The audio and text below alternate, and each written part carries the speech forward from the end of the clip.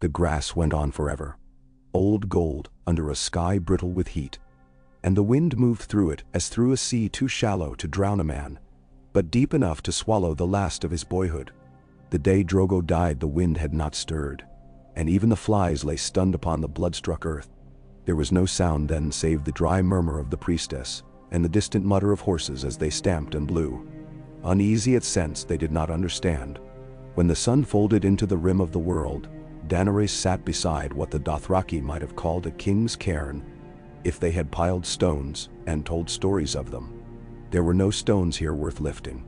The Dothraki left their dead to the grass and the crows, and a Khal who could no longer ride could not be Khal, or husband, or anchor to a girl who had been traded across the world for his riders and his promise. She did not feel like a girl when she finally looked up. The horizon had thinned to a dark blade cut under a spread of stars. There had been tears earlier, the hot, helpless kind that stung her skin and left her eyes swollen. But they had gone, exhausted with the light. She thought of Viserys and felt nothing, as if grief had burned a black tunnel through each memory and wind had scoured it clean. She set her hands flat on the warm ground and breathed until she could taste dust. Jiki came and crouched near.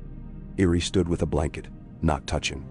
Ser Jorah was there too, at a distance, the lines around his eyes deeper than they had been, the beard overgrown, the armor scuffed and ugly with use. The priestess watched Daenerys without a sound, a jackal's patience living in the angles of her shoulders. Mirri Maz-Dur, who had spoken of songs and saved and taken, her mouth grown thin with triumph that had no music in it. "He is gone," Irri said softly, as if the words themselves were an offense. "Khaleesi, he is gone." The word curled through the evening in a way that made Daenerys' throat tighten. She rose. Something in her rose with her. If there were no stones, they would find wood, and if wood was scarce, they would take the tents themselves, and the poles, and the wooden cradles of cooking fires. She would build something that had weight. She would set the weight on fire, and in that white heat, she would write an end that was hers. Not the grass or the crows or the muttering men in their fringed vests, whose eyes had already measured her for another man's saddle. It was work that night, the kind that makes time narrow to what the hands touch. Men grumbled. Women kept to the shadows, quick and alert as birds who had learned any movement might be a thrown stone. Ser Jorah.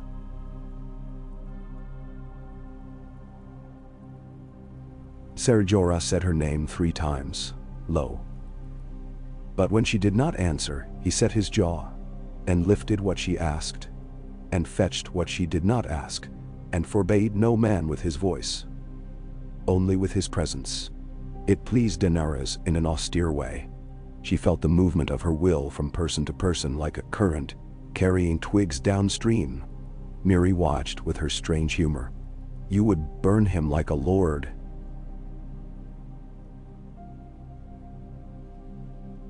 she said at last when the pyre stood tall. "A dark ladder waiting to meet the night. The wind will take his ashes, and the sky will drink his smoke, and your child will cry because the flames bite his eyes." "I have no child," Daenerys said, and did not look away. The smile the priestess offered her had more pity in it than cruelty, which was worse. "No," she said, "you have no child." At dawn, when the day was as brittle as a thin plate of glaze, the fire was only ash. The men smelled of smoke and fear. The air tasted of rust. Daenerys went forward barefoot and stood where heat still breathed out of the ground. There was nothing left of Drogo that wind could take. There was the stench of burned hair caught between layers of char, a smell that made her stomach fold. There was the feeling that the world had cracked in some small seam, and the crack had traveled under the grass a very long way, toward water and more grass, and then perhaps to the sea. Ser Jorah put his cloak over her shoulders. It was heavy and pretended to be warm. When she moved, the cloak moved, and men made way for the pale, smoke-stained girl. Dragons came with the sun.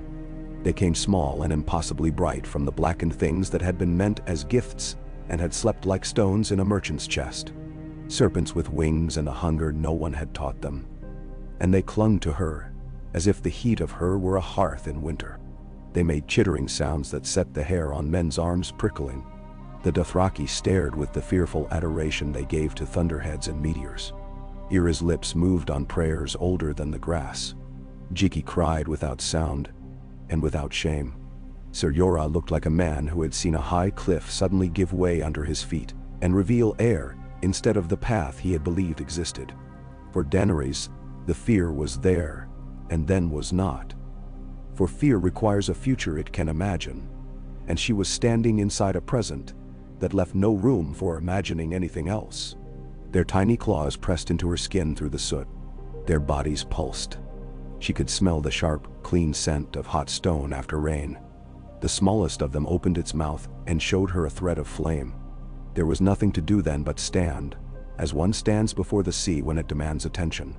She lifted her face to the light and felt something new threaded through the old grief, strong and thin as silk. She did not speak to Mary Mazdur again. That debt she wrote in fire too, and watched it turn from a shape to a color, and then to a whisper of heat that drifted up past the drones of flies to where the sky was merciless and blue. When it was done, she slept a little. The dragons slept like kittens, barbed tails twitching. They did not ride east. No one said Korth. No one said the Jade Sea. The words that came when men must put a name to what they feared or hoped were west, town, ship. The grass opened when it saw the riders and closed behind them. Daenerys wore a robe too big for her. The dragons learned the smell of horse. She fed them slivers of meat blackened over coals while the light died. And when they did not eat, she sang the tunes of her childhood in uncertain whispers. She knew 3 songs and half of another, all taken from Viserys in a time when he had remembered that he had a sister. "My sister," he said once while combing eggy tangles from her hair with a kitchen fork. "My sister, my house." Those words had been flint and steel in him then. There was nothing in him now to strike or be struck. Ser Jorah slept near her with a sword close to hand, waking when she did, and drinking without enjoyment. The handmaids mended and whispered.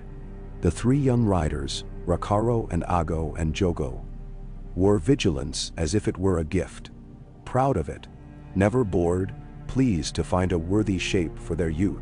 Sometimes Daenerys woke in the night and found one of them squatting by the coals with his harebells barely stirring, eyes far, as if listening to the earth.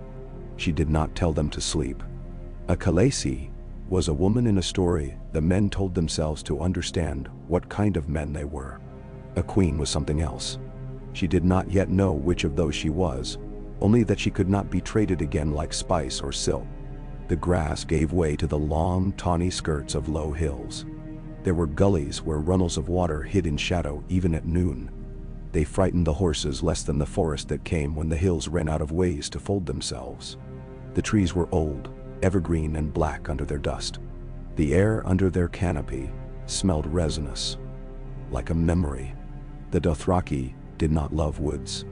They said nothing while they passed beneath them, which was an act of courage. Daenerys felt all that old, watchful life press close to the road, and thought of how many years stand inside a tree. Norvos lay beyond, stern and pious with its bearded septons and plain stones. But there were towns before it, places that tried to be one thing and always were two. Markets grown around wells where salt caravans met traders out of the hills. A shrine that had become a tavern. A longhouse where men had learned to paint their doors to unsettle evil, the lacquer flaking under the hands of children. She kept her hood low there and put a scarf over her hair. Her hair was like a banner whether or not she wished it. Ser Jorah walked at her stirrup with his face set in a shape that made men look down when they looked at him. Once, in a yard where camels bawled and fought their halters, a man with a bronze ring in his nose called Daenerys, a name under his breath that made Irri flinch. The man seemed surprised to find his jaw in Jorah's palm and his spine pinned to rough boards. "The lady," Jorah said, voice quiet as cloth being folded. When he let go, the man said nothing else. And the next day singers had begun to sing a new verse about a foreign lord who broke a bull with one hand. Illyrio had factors everywhere. It is a truth about men like him. that their shadow goes farther than their belly. In a wine-stinking room, with a floor packed hard by generations of feet, Daenerys waited while a courier ran out the back, like a rat, and returned with a letter sealed in yellow wax, with a fat man's sigil. It was not addressed to her, and yet it was for her. Ser Jorah took it and read it without moving his lips, a habit of soldiers. He will send a coach from Norvus, he told her. From there to Pentos by a river barge, then sea. He writes as if you are a ghost walking in his garden, and he must be careful not to startle you. Will he be careful not to sell me? Daenerys asked. She tried for lightness. The dragons tumbled on the blanket by her knees, clicking little teeth as they nipped each other's tails and squealed like hawk chicks. The smallest, the green one with a snout that was not so blunt, preferred to burrow under her calf and make a nest where there was no space. She stroked its sharp spine with a finger, surrendering to how impossible it still felt. Not to the first bidder, Jorah said, nor to the second. He is a patient man when patience fattens the purse. Mentin Shah. The coach arrived with a driver who regarded the dragons with a composure so absolute it was art. You will be veiled, honored lady, he told Daenerys with professional sorrow. Pentos is very near and very far. He wore Illyrio's colors. He never touched a spear. On the road he sang to his horses, a soft nonsense chant that made the night seem less empty. When Daenerys lifted the veil in the dark to take a breath of coolness, she saw Rakaro's profile like an etching, and beyond that, the hulks of trees, black as if they had been burned a long time ago, and the ash had learned to stand upright, learned leaves again. Her dragon slept in a wicker basket with air holes bored through in rings of little moons. Small dragons, yet the basket grew warmer when they rested in it. And once a tiny tendril of smoke rose through a moon and made the driver cough and then smile, as if a child had played a trick that confirmed the world's capacity for joy. Pentos smelled of fennel and fish and fermenting fruit. Illyrio's manners sprang from the ground as mushrooms spring after rain, bright and plump and full of nothing you expected. The one they were brought to had stone lions that had worn away into the suggestion of big cats dozing in the sun. When Daenerys stepped down in her veil and the beards of the household lined the walk 2 by 2, she saw only Illyrio's eyes first, mobile and bright as beads of polished amber rolling in a bowl. He liked to laugh with his mouth and not his eyes, and the reverse, and to let his hands do either when he grew tired of both. "My child," he said, and the word might have been a jewel he was weighing. He gave them rooms with water that ran, and a terrace shaded by vines, and servants who observed without remark the presence of small lizards that breathed smoke. He fed them pomegranates, the seeds like rubies on the tongue. He told Daenerys 100 stories in which the world became a web he had spun, and she smiled and ate, and let Ser Jorah ask what needed asking. "The seas are watched," Illyrio said, sipping wine and watching her dragons wrestle with a twist of oiled parchment. "But mine are watched less, and by men who think what they are told to think. The wind is changeable this time of year. The narrow sea will make you remember your prayers if you have forgotten them. Kinship is a blessing, and so are gulls when there is no sign of them. Westeros is at war," Jorah said, turning the stem of his cup slowly. "A foreign queen with a claim and 3. He glanced to the terrace flagstones where the dragons had declared a tiny winged kingdom. "Very peculiar adornments will draw eyes. A war is a market," Illyrio returned amicably. "It wants steel and salt pork and wool, and men who can hold a shield, and men who can count coins. A war also wants stories. A war eats stories the way it eats grain. Princess, I tell you this, you might be eaten, or you might be the story that eats. Dorne has long memory and poor appetite for the taste of lion. My agents say its prince drinks from a cup that always tastes of patience. If you were to land in Westeros now, you would do well to land where a cup cannot be knocked from a man's hand, because his grip weakens with rage." "Nendau." "Dorne," Jorah said, as if testing a tooth. "Dorne," Illyrio repeated. "A river town called Planky Town. No, do not laugh. They name things for what they are. And it is planks lashed over the green blood where it flares into arms. From there you go quiet as a fish to Sunspear or the water gardens. where the prince sits and thinks while children torment their nurses by splashing too much water onto their skirts. He is a man who can see, and a man who can wait. Bring him a sight he cannot ignore. That night Daenerys lay on cool linen and turned an unlit lampwick between her fingers and tried to see what a prince in a far hot place would see if she came to him with sun in her hair and smoke in her arms. In Pentos, even at night, the city sounded like a conversation at court. Quick bursts of laughter, the bray of a trumpeter practicing where no one could stop him, men trading fish at low prices as if selling secrets among themselves. She could smell the sea. She did not sleep long. The dragons did not sleep at all. No. They napped in fierce little tumbles and woke as if stung, mouths open, tongues the pink of new scars, their bellies wanting meat she had never seen alive. The ship Illyrio sent them upon was slim and dark as a knife. Its captain had a sharp face and moved as if he wished his ship to mistake him for an extra mast. "You'll have weather," he told her frankly, looking at a sky that glowed milk blue as if lit from beneath. "It has been too still. If you were a fisherman, I would tell you to go home and lie to your wife. As it is, my lady, we shall go where we must." "No." He did not cross himself when he saw the dragons. He made a thin mouth and moved them below. "They cannot be near the powder," he said flatly. "If they sneeze like kittens, we all die." "They will not sneeze near your powder," Daenerys said. "I will keep them at my side." "You will keep them below, and you will keep a bucket at hand," he replied, in the tone of a man who had lost more arguments with the sea than he had won, and who trusted that most things that made noise did so, because they had not listened, once, when they ought to have. "Please." She yielded because it cost her nothing to yield, and because she could already feel the restlessness underfoot as the ship slid away from stone into the restlessness that was the narrow sea. The world opened up into a plain that had no grass to hide a rider, and no holes to hide a snake, only the ever-changing version of itself that is water and wind. She stood by the rail and watched Pentos withdraw the way a lover's gaze withdraws when he must turn and go. Ser Jorah stood behind her, his hands clasped to keep from reaching for her when each quick change in the wind shifted their weight a fraction. The young riders grinned at first, and then did not grin. Irri set her teeth and sat with dignity while her stomach mutinied elsewhere. Jiki whispered to gods who had never learned the sea. The little lizards mewed below until Daenerys went to them and let them taste the air through her spread fingers. The storm came on the third night, while the captain slept with his ear against the deck to hear what the ship would not confide in his men.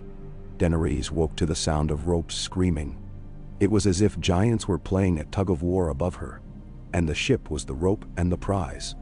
The dragons flared in the lamp glow, throwing shadow wings huge against the curved timbers. She spoke to them, made her voice slow, tried to give them a length of calm to wrap around themselves. The sea slammed the world sideways.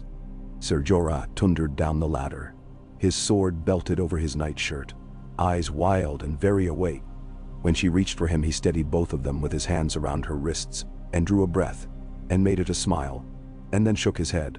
"Stay here," he said. "If the deck goes clear, stay. If we take water," he made a shape with his palm.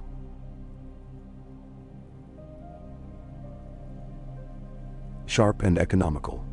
Here. There's air trapped here. Do not tell me how to drown," she said with more steadiness than she felt. He may have said something then that was not the kind of thing a knight should say to a girl who had never learned how to be a lady because no one had tried to teach her. Or he may have said nothing because the storm would not allow it, because the ship pitched, because the lamp swung crazily and one dragon leapt after the moving light like a cat. She remembered his eyes and the way fear and devotion make a strange marriage in a loyal man's face. Hours passed where there was no difference between seconds and years. The ship endured. Dawn opened sideways and greasy, clouds torn in the shape of men who had been executed and were not yet sure they were dead. The captain stood by the helm and did not blink, perhaps because he had forgotten how. Above them, gulls appeared as if conjured by the thought of land. "Dorne," the captain said at last, hoarse with salt. "The river's mouth is a tangle. We'll want the tide like a kindly ant." He spat overboard and the spit blew back in his beard. He bore it like another of the sea's jokes, which it told, because the sea believes itself the only jester worth listening to. Planky Town was what Illyrio had said it was, planks lashed and nailed over the wind-broken arms of a river that remembered another land far away, a place where its people had once been more than boatmen. The orphans of that old river moved like water that had chosen to become human and then had not quite finished the work. They had no desire for new gods. They had no desire to see her dragons, which was refreshing in its way, and did not look into her face when they did not need to. They ferried them in low craft that seemed more like ideas of boats than boats, following the green-brown current up through reeds that made private music. There were sandbars where the children had built worlds out of mud and shells, and then abandoned them to chase gnats. The air smelled like fruit and sun-warmed metal. They made sun spear at noon, a spike against the sky with a city attached, its roofs flat so that people could dream closer to the stars. They did not go inside first. The captain who had become their river guide put in at a garden made of water and stone and shade, and the guards who waited there moved their long shafted axes once, like men reciting prayers through steel. The one at their head was tall and quiet, and wore his beard short as a standard. His eyes swept them as a broom sweeps. A simple thing, but clean when done. "The prince," he said, and his voice was a place to sit comfortably. "He will receive you here." He was not what Daenerys had imagined, though she had tried not to imagine.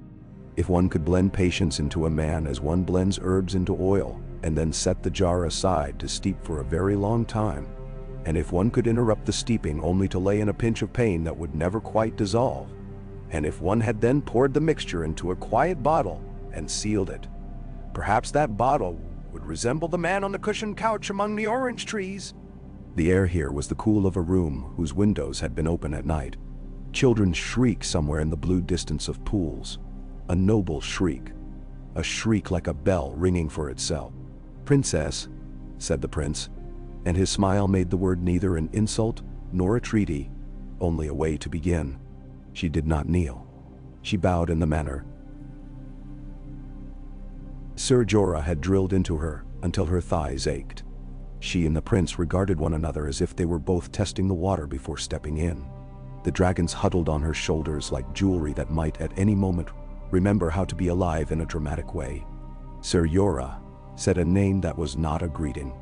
The prince's captain, Ario they called him, did not relax because relaxing was not something he forgot how to do. He merely adjusted the way he paid attention, as one adjusts a prune drying in the sun to ensure even sweetness. "I had a letter that warned me of a miracle and a ship that delivered on the warning," the prince said, tilting his head to watch a child run the length of a long pool and collapse at its edge, laughing as if the laughter were an egg he had balanced carefully upon his head and was proud to have not dropped. "There is a fashion for miracles now. Most are cheap. You are not. I beg you, sit." Daenerys sat. She tasted the water he offered her, and then drank without etiquette, because thirst was an older custom than courtesy. "My lord," she said, "I bring no army and no treasure, and only the remembrance of a name that half your enemies have taught their children to spit. I bring also 3 small beasts that do not yet know what they are." "Dorne has room for beasts that are learning," the prince said. He lifted a hand at the sound of a splash that had too much breath in it. A nurse collected a small boy with hair the color of wet sand and set him on a step where he could cool without drowning himself out of boredom. "Dorne has room for names too. We have always had to make room, since we took our room and declared it ours." "Now, we would be quiet," Ser Jorah put in. For a time, the prince agreed. "And in that time, will your small beasts grow, princess?" She spread her hands where the dragon toes gripped. The green one turned its head and fixed the prince with one lamp yellow eye. "They grow every day," she said. It was a confession and a boast. "I need a place where they can do it without being bait for men who wish to catch a bigger fish. You have chosen well." He smiled then, a real smile, the lower lids crinkling. "Dorne has little use for fish. Our cooks prefer goat, but I take your meaning. You will stay here. You will be seen by those whom it benefits me to let see. and unseen by those who would force me to say things I am not ready to say. We will agree to speak when we must and be silent when we can, and we will put down roots, you and I, at a pace that does not frighten the tree. And now, do you believe in my claim? Daenerys asked, because the quiet of the place and the kindness of the water made the question too soft and needed the weight of a harder word. The prince looked past her, where a boy had dared a girl to leap the gap between two stones, and the girl had done it with lazy competence. A faint light came into his face and went. I believe in your blood, he said at last. I believe in my sister. I believe in memory. I believe the men you must unseat are all very busy making enemies of one another without help from me. I believe your beasts will save you, if you do not try to make them do so before they can fly. No. She heard around that the one thing no man with a throne admits, that he had a plan, and the plan might include someone else's crown. But if there were edges, they were wrapped in silk. Silk still cuts. One must lay it against the throat and pull, and that takes time. They gave her apartments that poured light out into the gardens like honey. The floors were a map of patterns that traveled under bare feet in a way that pleased hands as well as eyes. The women who served her were tall and moved with the economy of dancers, their hair pinned with bits of polished shell. Their smiles were not subservient. The dragons claimed a carved window seat and took turns blinking at the sun when Daenerys sat on the floor to watch them. She found herself smiling ineffably. The small private smile of a woman who has felt the first kick in her belly and cannot yet call anyone to come and feel it too, because she is not ready to share the idea of that future with even those she loves. Jorah's relief was a physical thing that made his shoulders lower and the frown lines on his forehead feel soft as puddles after rain. He brought her tales of the court's gossip and names she did not yet arrange well. Arianne, the prince's daughter, came to her in a gown the color of midnight oil and a perfume that possessed ideas about the wearer's confidence. She was beautiful in the way of a woman who had learned to make men quarrel with themselves about the true source of her power. If I thought you would stay a girl here, Arianne said, taking up a dragon by a foreleg with deft fingers. The creature hissed, and she hissed back with laughter. I would ask you to show me how. It would be a trick worth stealing. But I suspect you will become yourself more quickly in this heat. I should like to see the queen you believe you are. Mandro. I should like to meet the woman you intend to be, Daenerys returned. She liked Arianne at once, which made her wary. Jorah watched them with a frown that had nothing to do with either of them and everything to do with the invisible net men weave, when they sense there is not enough space for the word mine. Barristan Selmy came to her not long after the prince agreed to harbor her, though he did not give that name to her first. He came as Old Arstan, a white-bearded man with a way of standing that made axes in Areo-Hata's hands tilt a fraction lower. He had served kings. He had been the kind of young man who believed the words on banners were real and had not yet quite unlearned it, which is how one survives the long ferry to becoming an old man. He waited in the shade with his hands folded as if to pray and did not look up until she bade him. When she asked him how he had managed to cross the sea unseen, he said only that men prefer not to see the truth when it walks bent over and silent among them. She watched him watching her dragons and felt the mind behind those pale blue eyes, measuring weight and speed and possibility. It was not like Illyrio's measuring or Jorah's. It was the measure a craftsman takes before laying steel on the wheel. You knew my father, she said finally. I knew the man who sat on your father's chair, he said. And at once his face changed because he had chosen to be honest. I knew him well enough to say that if you mean to go home to that chair, you must not sit upon it the way he did. I have no wish to sit like a madman.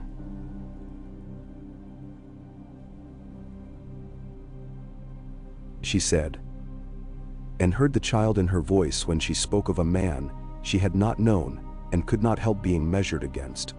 I have no wish to sit upon anything at all until I deserve it. Then perhaps you will deserve it when the time comes. He smiled, the old knight smile that is so full of the sadness of having been certain once and having been certain wrongly. Forgive me, my lady. I am telling you what you already know, and a girl is always least patient with sermons she has preached to herself. Mental. He did not press for allegiance because he had already given it. She knew loyalty when she felt it wrap her shoulders. It felt different from desire, and from calculation, and from the obedience that fear buys. It had weight and warmth, and no sweetness, like a good cloak in a winter without end. Jorah's jaw tightened when the old man entered the room and tightened again when he left, as if the lines of his whole life had just come to rest on a new fulcrum. Her days found a shape. At dawn, the dragons flitted along the walls and made a sound in their throats like coals settling. In the late morning, when the sun grew high and unkind, she walked the shaded colonnades and learned Dorne through the mouths of those who had always known it. The women who washed linen and talked about men as if they were storms to be endured or enjoyed. The gardeners who knew what shade each plant wanted as a mother nosed the temperature of her child's brow. The orphans who came upriver with bundles of unimportant cloth that contained the very important news of whose child. In the afternoons she trained. Jorah made her strong in the ways a sword can make a woman strong, which is not enough but is something one can hold. Your wrists, he'd say, and lift them in his hands, and she would want to pull away, and would not. Your stance. You will not always have men to stand between you and the cut that means dying. He had her stab straw, and then wood, and then the air itself with her blade until each cut felt like an answer to a question she had not yet heard, but would recognize when it came. Barristan watched when Jorah trained her and trained her when Jorah was elsewhere, and his corrections were like a draftsman's, centering the lines and improving the balance until the figure on the paper began to look like the person it was meant to portray.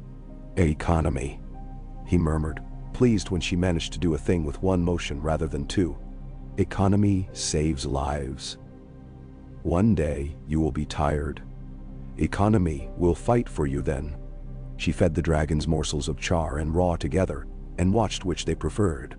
The black one loved the taste of ash, as if smoke stung his tongue in a way that pleased him. The cream and gold had a temper, roaring at his own tail when he tangled it in a lattice. The green turned precise, studying insects as if learning tactics.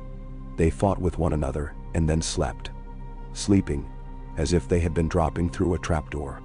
Their scales took the light and made it into something not unlike light, and not like it at all. A property Dany learned to recognize in herself when she considered the old stories and the new world she was making out of them. Arianne played Sivas with her and let her lose for a time, because that is what one does with a guest who might be a queen. Then she stopped letting her lose. You must let him think you will advance here, Arianne said, tapping a little dragon made of glass. You will not. You will make him guard a move you have no intention of making until he is guarding nothing. Are you listening? I am listening, Dany said, studying the board. I do not know if I can become the kind of person who will always do this. You do not have to always do this, Arianne said, eyes warm as brown silk in the lamplight. Just often enough that the men who would otherwise never doubt you begin to doubt, and only warily put their hands too near your mouth. And then suddenly, you bite. She lifted a piece delicately and put it down again, in a position that would make Dany's next 3 moves simple as breathing. Your dragons will teach you strategy. All mothers learn it. When the prince sent for her in the evenings, they spoke softly over fruits and lemon cakes until the candles guttered. He shared news. A raven's wing beat north of the mountains. A storm that had scattered ships sent to watch ships. Talk in Old Town that men with soft hands made about pedigrees, as if a woman's womb were a stable known for producing certain breeds. He never told her what to do. He spoke of time as a craftsman speaks of wood. He knew its grain and where it would split. Sometimes he asked her about her brother, and she let him take the story out a little at a time. Each detail, a thorn she had carried so long she had forgotten it, until someone touched it and made the skin ache. You were a child, he said once, not comfortingly, only as a fact that the world had refused to honor. There are things done to children that should never be done to adults, and there are things done to adults that should never be done to children. We forgive this at our peril. He gave her a glass of pale wine that tasted faintly of apples. It is a mistake to forgive men who have not asked for forgiveness. Forgiveness belongs to the meek. You will not be meek, I think. He was right. She felt meekness in her sometimes, like a well-meaning aunt she did not invite to her house, and could not quite eject because she had brought good bread. But it was not her. The dragons hurried that along. The first time one of them, the black, spread his wings in the orange trees and lifted himself up 3 finger widths and then tumbled onto a cushion. He made a noise like a triumphant reed. The second time he rose, he stayed up a hand's breadth and came down in a lopsided arc that tore a leaf and made him look offended with the air.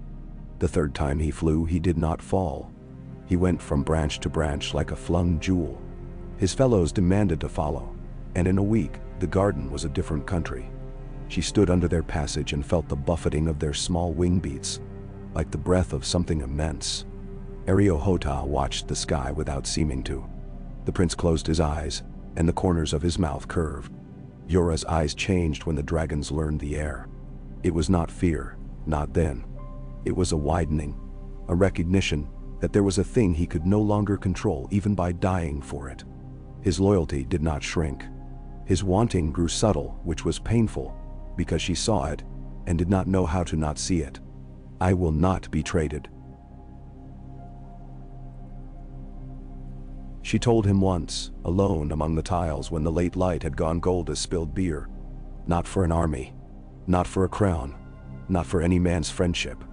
She said it to herself as much as to him because it would be so easy to be grateful to the first hand that brought her bread when she was hungry. Never, he said. He meant it. But he was not a man who had learned to say never the way a woman must. There were nights when she woke, and the room was as still as a held breath, and she could almost see another life moving in shadow.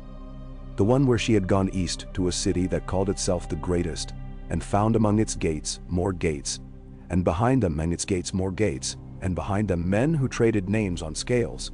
In that city, she might have taken what it is easy to take when one is young: adoration, and the taught safety of someone else's plan. In this life, she had taken a prince with gout and weighty thoughts, and a garden where children splashed and dragons learned the wind. It seemed less glamorous and more real, which is a thing one has to be older to desire. The war to the north trickled into Dorne as a rumor becomes a river. There were lists: a black-haired king with a red woman's god, a proud lord with antlers etched into his tabard, a boy lion with his mother's smile and the appetite of a foundling at a full teat, a wolf who became, in each telling, older and more dangerous and then died, or did not, depending on the politics of the teller. The crows that followed those armies took the fat for themselves. Dorne listened. Dorne reclined with its ear to the ground and did not stir when tremors ran under it. It knew the difference between danger that is noise and danger that has hands and knows your door.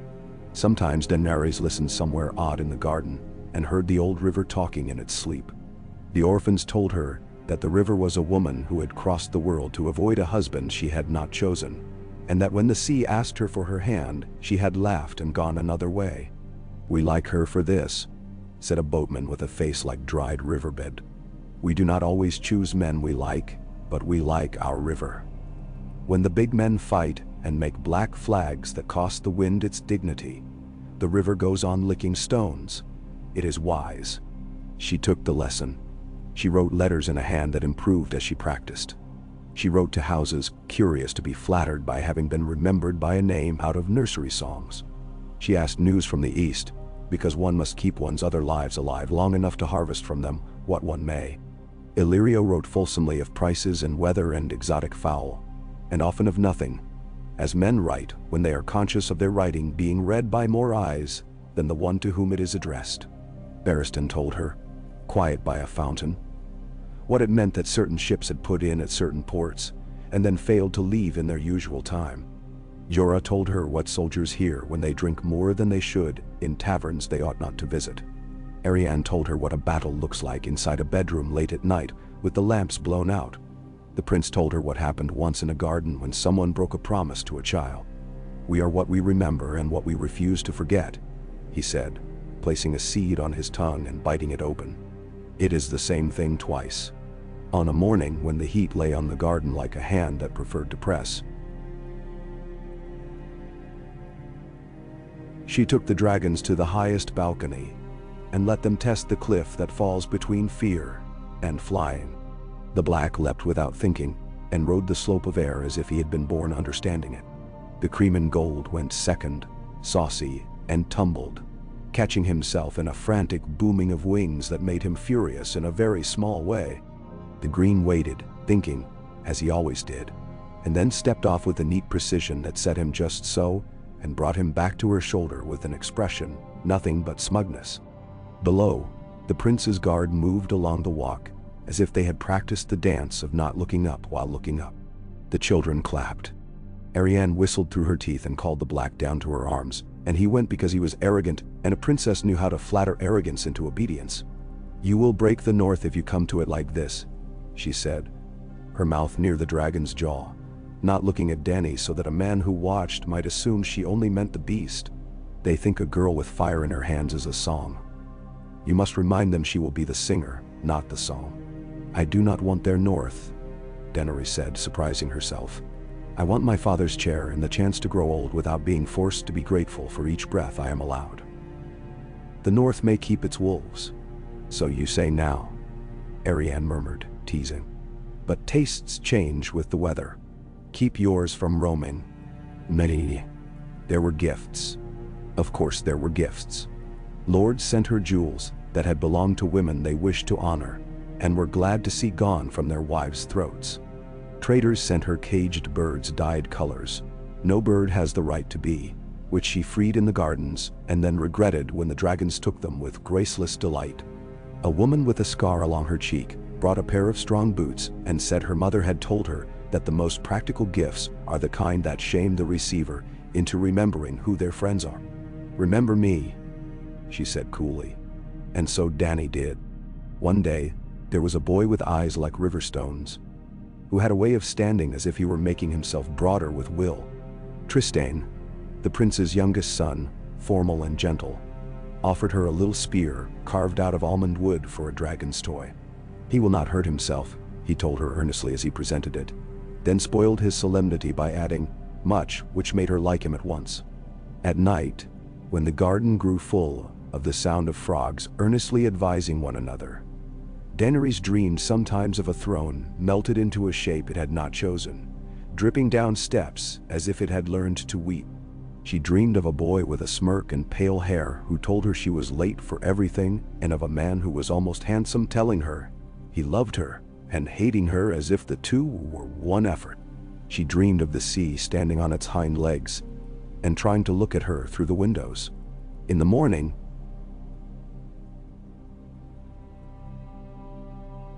she broke bread with the prince and could say nothing of those dreams because one must not bring dreams to a table where politics is served. But she carried them in her mouth like a tooth she was unwilling to tongue for fear of making it ache. She began to feel the weight of a different kind of patience. It was not the waiting of a supplicant in an antechamber or a girl looking from a window for her father to return sober, when he seldom did. It was the patience of seed in good earth, of muscle conditioned one careful cut at a time. It made her careful. It made her forgiving of small slights and utterly pitiless of large ones. When a lordling visiting the water gardens, sharp young, with the mean hungers of a boy who knows he must prove himself quick if he is to prove himself at all, referred to her by a diminutive that curled her lip, she smiled and said nothing and spoke to the prince later in a voice that put thorns into silk. That lordling left a week later for a garrison in a dry place and wrote ungracious letters home about sand mites. Strategic humility, the prince called it, when she apologized to him for making demands. "It will be your favorite knife." Word came, carried on the breath of birds that were no longer caged. The boy king had done a thing a king should not, and the city had celebrated and afterward whispered over cups heavy with blood-colored wine. Another king had died in shadow, or perhaps had merely fallen. Men argued timelines as if time were a sweetheart whose favors could be mapped. The stag trampled itself with its horn. The lion ate its cub's nurse. The wolf bled in the snow and howled until the hills answered. The prince listened. He chewed slowly. He sent a letter to no one and folded it and put it into a pocket and took it out again the next day, unread, and burned it, and watched the smoke. "Dorne will move," he said, and then at once withdrew the words with a smile. "But not as they wish us to move." "Will I move?" Daenerys asked, combing the black dragon's crest with a bone comb. "You are already moving," he said simply. That afternoon she went out among the orange trees and saw a girl teaching a boy to float. It is simple, the girl was saying, stern as a general. You must pretend you are a leaf. Leaves do not argue with water. That is their secret. All the cleverness of leaves is in not knowing how to be anything but leaves. The boy blinked up at the sky and tried to be a leaf and sank. The girl rolled her eyes. I did not say to pretend you are a stone, she added, and the boy laughed and then managed it. Back on water, arms out, trusting to a law older than their people's laws. Daenerys went back to her rooms and took up a pen and wrote a letter to a man she had never met named Davos Seaworth. Because Barristan told her that if ever there was a man in Westeros who understood leaves and water and laws older than men, it was he. She stopped before she had finished and let the ink dry and folded the page away. The time to write him would come. He would have to decide what he did when justice and loyalty sit down at a table without speaking to one another. She was learning that all men in the end must decide which child of theirs to save from a burning house. You do not know who you are until the fire is at your door. When it came, when the first command that would reach beyond the garden stepped onto her tongue, she was surprised to find how measured her voice sounded. She told Jorah to choose 20 men who could ride well and keep secrets, and not to choose the ones who laugh loudest because they are hard to hide from the gods. She told Barristan to write a letter in his tidy old man's hand to a woman in a southern keep with a swallow in its name, reminding her of a promise her mother had whispered over her as a baby's ear. She told Arianne she would like another lesson at Savas, and then beat her for the first time, not by cunning but by a precise meanness Arianne had taught her, and that she had improved upon. Arianne laughed and kissed her cheek. You have learned how to be fixed, she said. Now learn how to be fluid again. She stood that evening on a high tower where the salt wind came like a bellows into lungs tired of heat. On the parapet, the dragons crouched and tasted the dusk. The world out there was a knot of men arguing about who had tied the knot and how it might be cut. She unhooked her hair and let it hang heavy and free. She thought of her mother, whose face she could not rightly remember no matter how Viserys had tried to paint it for her, in words that had more longing than truth. She thought of the Black River far away that had refused a husband and learned a new word for freedom. She thought of her child who had not lived, and the man who had been her husband, and the fire that had taken him in a way that was both kindness and cruelty at once. Then she thought of Westeros, as one thinks of a house that has not been lived in for a long time, and is full of dust and rooms where the light falls wrong. You cannot move back into a house like that by throwing open all the windows and shouting. You must go through it and open each window and kill the rats and sweep again. She would be a broom before she was a queen. It was not a grand thing to be. It would do. Below, in the garden, children shrieked and fell back into water and came up transformed into versions of themselves that would one day rule rooms with their laughter, if they kept their courage. The prince walked a shaded corridor with a hand on his stick and his head bent, adding, subtracting, dreaming, waiting. Jorah stood at a window and drank, and did not drink, and wondered where he had left the part of himself that made him kind to the men he did not need. Barristan sharpened a sword, the sound like a cricket grown old and wise. Arianne leaned from a balcony and watched the black dragon ride the last light, as if it were a lover. And Daenerys Targaryen, mother of 3 small beasts that did not yet know what they were, and a woman who had learned the smell of patience in the lemon groves of a desert kingdom, set her hands on warm stone and made plans that had no blood in them yet. The blood would come. It always did.